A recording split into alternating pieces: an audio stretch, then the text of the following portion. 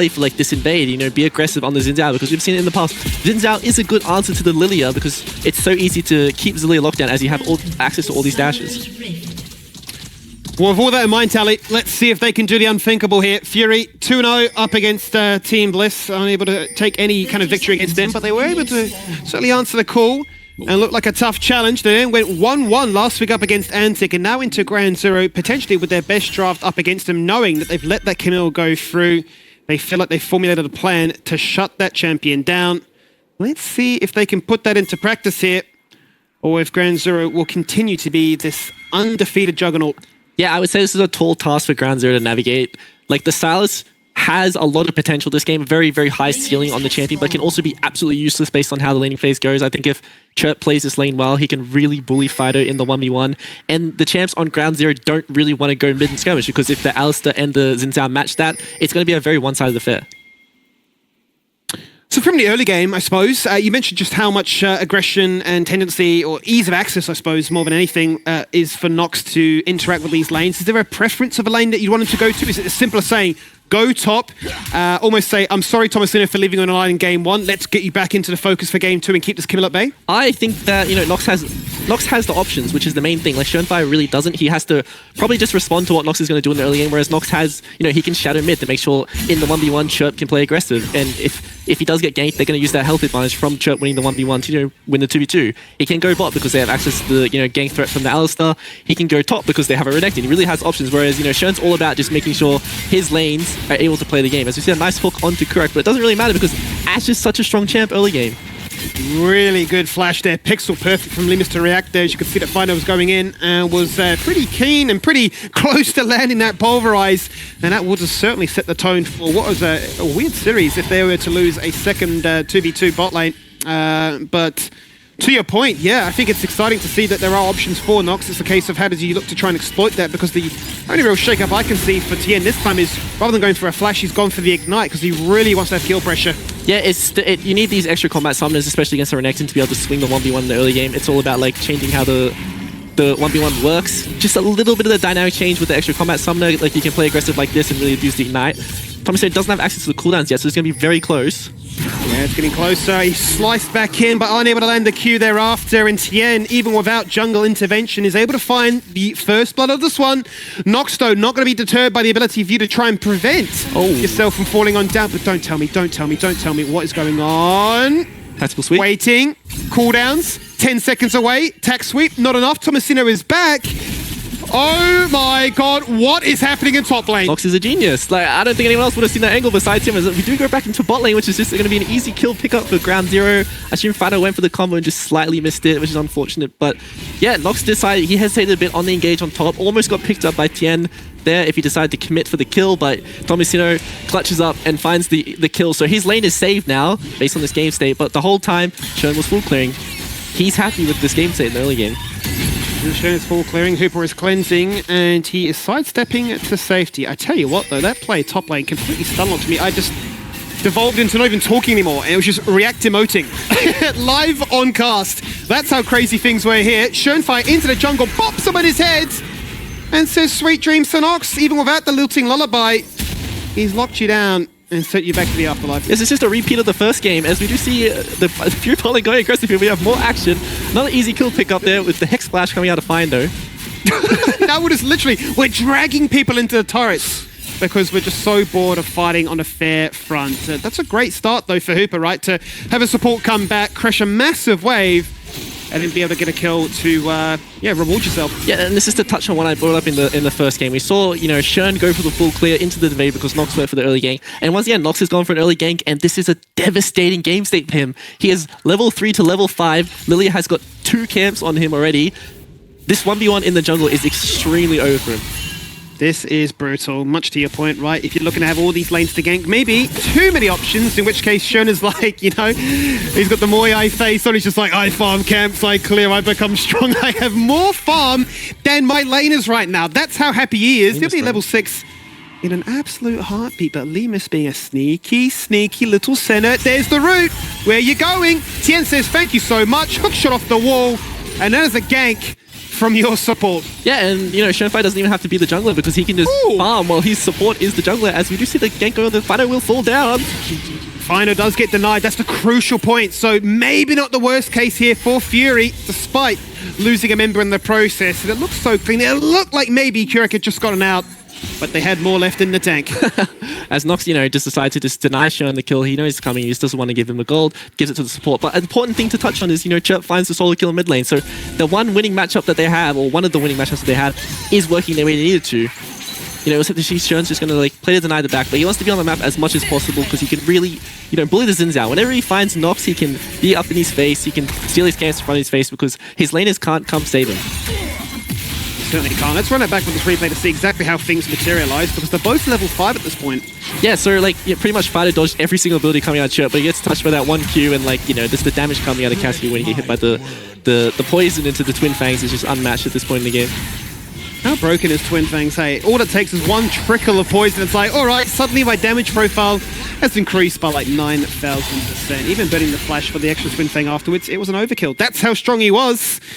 But to touch on what we just saw there, GranZero picking up all 3 Void Grubs. Fury are looking at this dragon. They have members in the area. They have a pushing bot wave, but they're not really too sold on it. They don't exactly know where Limus is right now. As we can see, he's just freely rotating to top side, but Kurek is isolated once more. This is a very hard dive to, you know, navigate. He is extremely tanky. He's very close to level 6 as well. Let's see if he's going to be able to pick that up from these minions dying. And he find it. I don't know if it's going to be there. Findo, one more turret shot. It's just not enough. It looked like it had ramped up high enough, but it wasn't to be. Kurek denied. And now Limus left to pick up the pieces by assisting in mid. Yeah, I think that's probably a mistake for GranZero's side. There wasn't really a trade on the other side of the map, and they weren't there to, you know, counteract the dive. So I feel like just a bit slow on the map, but we are seeing the same story as last game. We're seeing like the mid 80 carry being really strong from the Fury side, but the top end jungle really struggling against what GranZero is showing in the early game. Yeah, there is that power discrepancy, isn't there? It's a little bit mismatched, and it becomes awkward, I suppose, as to who has to suffer to try and, you know, almost drag everybody up onto the same level. But then it almost evens out that, you know, no longer am I individually strong, we're on the same page because I have to give up so much of my own time that now my lane opponent has actually bridged ahead of me. We'll see if that changes anytime soon because it is still early days. It's still, even on the kills, and there's not much in it. 5 kills, 500 golds.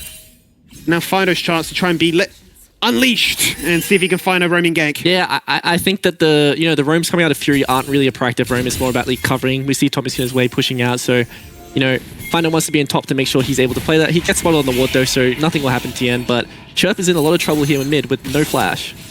Yes, no flash, and does he have a get out of jail free card? Even with the root connecting, Findo would have been a madman if he hit the chains to try and drag himself under the turret there, but we'll just keep Chirp at bay for the meantime. I think the thing that I always find fascinating when Tien's in the game playing Camille is you're just waiting. When is it going to happen? When does he take over the game? And at what point does the team say, either we ban his champions or we need to really camp his lane? Because I don't know if you remember, but back at Split 1, right, for the first few weeks, Tien was losing lanes, he was falling behind, almost getting bored, you would say. Then a couple of weeks before playoffs came into effect, he just became like Zeus, right? He just became a god, and that form's not really dropped ever since. Yeah, I think that's really a good thing to see. I do remember like Tien was like every time he got solo killed, his team would end up winning the game as soon as he fell down. But now we just see him winning every single matchup pretty much. Blind picking champs who should not be getting blind picked, you know, this comfortably. And he's just doing a really good job in the 1v1 and playing very respectful as well of like potential jungle ganks. But to see if Kurek does go down here, he doesn't have access to the flash. And there's a lot of CC coming out of the Fury side. There is a lot of CC. The Alistair passive stun, and then you got the knockback afterwards as well. And then Shadow coming from top lane as Limus is like, oh, that's right, I'm meant to be with you for the 2v2. It feels like Kurek has been on his own for what feels like an eternity. Shunfire rocks up now, taking a bit of a detour from camp where he's up by 30 CS. He is so strong. And with the double buffs, you really would hedge your bets that he's going to find himself a double kill right now. Swirls it round, takes out Fido. Fido with a point-blank ultimate. Captain Jack cleansing out of it, does Hooper. And this Ashe refuses to die. Yeah, nice that Hooper was able to get out there with Fido coming for the roam. Chirp's going to have access to, you know, just a little bit of push, bit of a, you know, safety net, getting some gold, but they are swapping the lanes up, so the gold will get picked up by the GranZero side. Very hard for Fury to walk back onto the turret here with GranZero members being around. We do see Fido coming out of base though. Hopefully they're able to, you know, gather the resources that they've been missing so far and get a bit more control back on the map. It doesn't feel like, Telly, that we're building up a similar story to game one, where it's like, who can carry harder, Hooper or Tien? Or does it feel almost more multifaceted this time because Schönfire is so strong? 2 seconds on the flash. Chirp does have potential to take over it as well. Let's see if they can find his kill onto Fido. He preemptively flashes away. Fido still waiting for the headbutt pole, and in the end decides against it. And Fido must be breathing the biggest sigh of relief there. Yeah, really, really good timing from the flash coming out of the fight. He sees the animation gets cast, instantly reacts, and it's just very easy escape from him there. This, once again, is always going to favor Ground Zero because once, nothing is happening on the map, Shern's always farming, and we keep seeing the CS lead, the experience lead, the item gap. It just keeps growing over and over again, and Lilia is so good into the comp that Fury has shown, one flash can be, lights out for the entire roster. There is something, though, about Schönfire and these AP junglers, though, isn't there? Every single time he gets it, he does become the star of the show. He does just simply carry, be it Talia, be it Brand, be it this, as the Lilia is in his own world, has so much trust in the rest of his team that they can individually hold their own, and they know that, look, this is what my game plan is going to be. Trust, and trust they do. Yeah, and we hit the 11-minute mark, and we see the Triforce coming out of Tian already. So he's online. He's got his first item already. And Thomason only has components. Let's see if they do want to play for the 2v1 dive here, though. Chirp does have TP. So Dominus burnt nice and early. Out comes the Inferno Crystal Arrow. Instant cleanse, making a flash. Lim is buying time. Showcase that he just has more range than you. And refuses to die. You can see Tomasino hand on his head. He's, I don't know what I want to say, but it almost looks like you're a little bit tilted by this point. This series has not been a fun one for him. Yeah, Fido doesn't have flash this time, but he does have access to the Zin's ult. He does go for the Zen ult, so the LOL field, so you have to see if he's able to live this one. Instantly knocks him back, then there's the hitbutt thereafter, but he can't take up this much. Surely not. There's no way he can life leech through that amount of pain. And that is to be the case. Now a 1v1 takes place with Schönfire looking at Chirp. He dodges the swirling seed, says, I'm still coming for you. Gets a little bit of aggro, gets a little bit of vision as Kurek drags him back. Case comes, can you dodge out this poison? Or will you be forced to burn the ultimate, which is exactly what Schön does. Yeah, just a little bit of disengage as we see another kill happen on the top. No! Just put a smile on Tomasino's face right now. I peer at his camera. He just looks so sad. Yeah, it's really unfortunate, playing these volatile matchups and just like the enemy team committing so many resources into you. Tomasino tries to outplay the dive there, didn't really expect the Knowles to show up, so he was able to clear the way, but unfortunately dashes into the enemy, and Kurek shows up with the hook, which means lights out for him, and like he gets dove again without the ult. Very easy for the amount of damage coming out of the Kindle at this point. So does my point, we'll hold that for 2 seconds. Let's run it back on the replay initially. What's actually just happened here? It's just a stun. Yeah, just into you're just dead. Straight up damage profile coming out of these two champs in the Chameleon Center right now is very insane. Don't have access to the Dominus, so you are a very squishy champion when you only have access to the one item in your inventory. My question from before then, I suppose, is obviously Ashe and Smolder be very different champions. Ashe with the extra engage, which is what they've clearly gone for in this draft. But do you think he has the ability to try and carry as hard as he may have done on the Smolder, or is it just too many factors now this game, right? You've got not only Tien, but also Schön. I would say that Ashe has more carry threat than the Smolder, especially on this patch. Like, when you misposition against the Ashe, you can't survive. You just, with the flurry just starts shooting you in the back of the head. The amount of damage that will come out of Ashe, especially with the pressy attack, is going to be unmatched. So as she scales up, there's going to be a lot of damage, especially matched with the Cassio. Let's see, speaking of the Cassio, that's exactly what Sherpa's looking to try and do now, is lock down a key target. Flash across the wall, hit the Twin Fang, and there's the Petrifying Gauge, just for good measure. Find one, find a second with the assistance of the jungler, and Nox is back in business. They will find their third. It becomes a double for the Snake. And maybe, just maybe, between both carries of Fury, a 6-0 combined scoreline, maybe there's a chance they can get back into this one. We look topside now, and Fido, underneath his turret, is taking a 1v1. He pops the Indomitable Will, looks at Tomasino and says, you can hit that ultimate, but I'm just simply tankier. Yeah, but Renekton just pops his own Dominus in return. He's going to clear the wave and back off here. I have to see if Fido does want to go aggressive as the ult does drop off. But more than likely he won't. But, Timmy, once again, we're seeing this this team fight prowess that comes out of the Cassio. It's so easy to, do so much damage to one champ, and like when they try to flash out, you hit them with the poison follow flash over the wall. Find the stun coming out of the ult, which was really good to show. He wasn't able to do anything here, as it actually was a very nice arrow coming out of base to find the pick onto Kurek. So they start off this fight in a very good position where Chirp is just able to stack up the Conqueror, get the miasma down, which means Kurek can't flash out of the fight until the last second. But Chirp finds the really good angle to flash over the wall and hit Schönfire as he goes straight back into line, which is another team fight happening. It is another team fight, as you say. Schön's so close to falling on down, but a clutch heal from Lemus's ultimate makes sure that he survives, and both junglers have to limp away with only 10% to their name. Findo, the last breath of a combo, says, maybe, just maybe, my death will mean something, but for him, there is no retaliation. The Ashe shot goes straight down the middle. I mean, he hits it from the base, but he can't hit it point and center. That's just unfortunate. Yeah, and that's the strength of the center miss. You know, breaking that line of sight, which means who flash forward can't find that extra follow-up. You have to see if Tian does want to go for the flash onto, or not flash, but the dive onto Hooper here. Looks like he's just going to disengage, keep playing the side, keep playing for the priority. I will say though, one of the the better things about Fury's draft this game is that they have a side laner in Renekton. Even though he is behind, he is able to clear the waves in the 1v1 and offers some strength, so it's not just like the Gragas where you have to fall over and let it happen. Because you are that weaker, tank mage-ish who's very bad at 1v1s. Renekton does have some strength as he does have access to some items right now.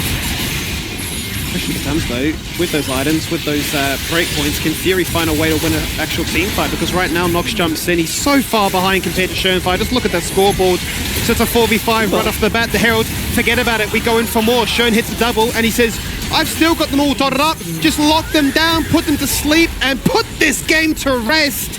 And at 16 minutes, they find a perfect ace. Yeah, so Tomasino goes to cancel the TP there into Tien, but he falls down the 1v1. But once again, this is one of the strengths of Ground Zero's comp is like, if you dive into them, they are very strong. Whereas the Fury, if you dive into them, they're very strong. So we see Fury engage the team fight in the replay here, and their comp is not good at this. Ashe is not good at following up dive. Cassio is not good at following up dive. These champs want champs to dive onto them, and we get to see the strength of Lilia when there is no CC to lock this champ down. I think that's illustrated perfectly here, Telly, right, by the fact that you can see Hooper and Chirp sitting on the outskirts for such a long time, waiting for the moment to shine. When they do go in, they just die. This is nothing left.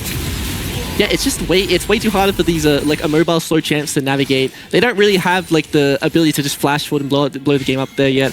Cassio needs a lot more items before she's able to play that way, but the game state still isn't too bad for them. They still have the team comp, even with the gold lead being so like astronomical right now. They are still in a winnable position. Let's see if they can find their way out of this hole that they are in. You mentioned a winnable position. They're down 8,000 gold right now. You do look at the carry spread on Ground Zero. In fact, there's just too many targets to get through. But maybe, just maybe, there's a world in which you can answer back. There's the Ashe ult, and there's the shutdown. Most importantly, Chirp takes down Shoen for 30 seconds and gets a whole bountiful amount of gold as a result thereafter. Out goes the Dawning Shadow, keeps everybody topped up and healthy, and ensures that they will not lose anymore in the process. Fury instantly then turn their attention towards their second Drake. Yeah, and this is one of the strengths of Fury, who just keep fighting regardless of game state, is they catch the enemy off guard. They're able to find these random picks when people are face checking. You never expect people to be in the bush there. They find the pick onto the most important member of Shoenfire, and they're going to be able to secure some goal. Have to see if Chirp does find the pick on the Thien. Not going to, but they are collapsing onto mid lane, and they're going to regain control. They're going to regain some side lane control, some ability to secure gold. It's really like Hooper needs his Triforce. He needs to get the Infinity Edge. He needs to come online. He certainly does need to come online. And I talk about the side lanes. I mean, top lanes. Like the end wins this. Thomasino's answering out in his one.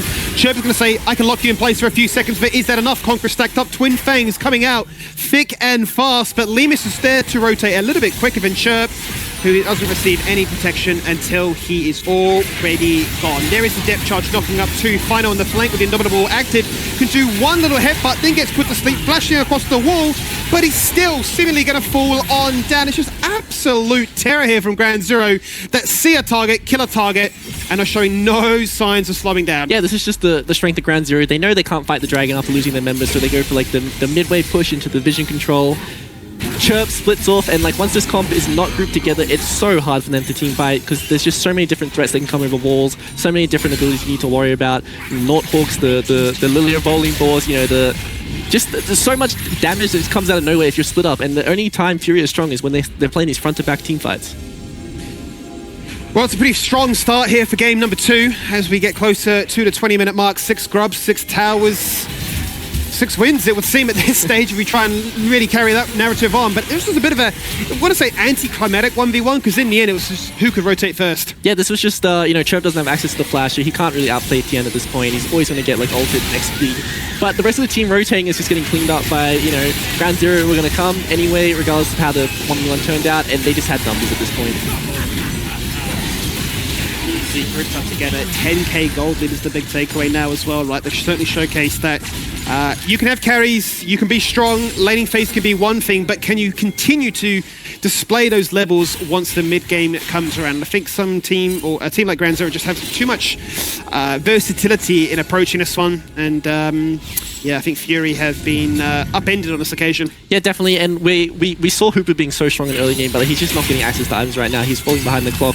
when it comes to the DPS, but they keep finding these picks. As we see another arrow land to Schoenfire. Hooper has access to the flash, he wants to go forward. Sights against it in the end. Hooper actually gets tagged up, instantly cleansing out of that one. Does not want to get put to sleep anytime soon. Kirek jumps in, Lilith trying to do as much as he can. And that's so many members just burning to that of a Lilia. The Leandri's value just through the roof. Double kill so far. About to be a triple. And back to back to back is what we're looking to try and do here. Just absolute annihilation. Yeah, center ult straight down the middle of the entire Fury roster, obliterates the entire team. Limus is doing so much damage.